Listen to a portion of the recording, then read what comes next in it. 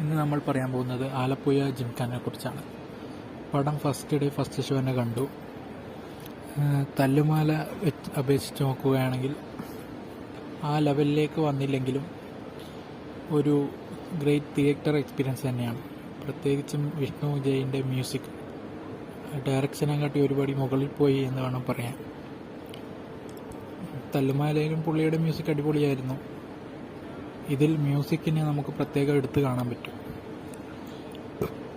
അതേപോലെ തന്നെ ഒരു സുൽത്താൻ അല്ലെങ്കിൽ ഒരു ബോക്സിംഗ് പടം ഒരു ഫുൾ പഞ്ച് ബോക്സിംഗ് പടം എന്ന രീതിയിൽ കാണാൻ ശ്രമിക്കാതെ ഖാലിദ് റഹ്മാൻ്റെ പടം മീൻസ് പുള്ളി വേറെ ആർക്ക് വേണ്ടിയല്ല പടം എടുക്കുന്നത്, പുള്ളിക്ക് വേണ്ടിയാണ് പലതവണ പുള്ളി പറഞ്ഞിട്ടുള്ളതാണ്. ആ ഒരു രീതിയിൽ കാണാൻ പോയാൽ ഒരു നല്ലൊരു തിയേറ്റർ എക്സ്പീരിയൻസ് ആയി ഇറങ്ങി വരാൻ കഴിയും. രണ്ടാമതൊരു തവണ തല്ലുമാല പോലെ കാണാനുള്ള ഒരിത് ഈ പടത്തിലുണ്ടെന്ന് എനിക്ക് തോന്നുന്നില്ല. എന്തായാലും എല്ലാവരും പിള്ളേരെല്ലായിട്ട് ഒന്ന് കാണാൻ പോവുക.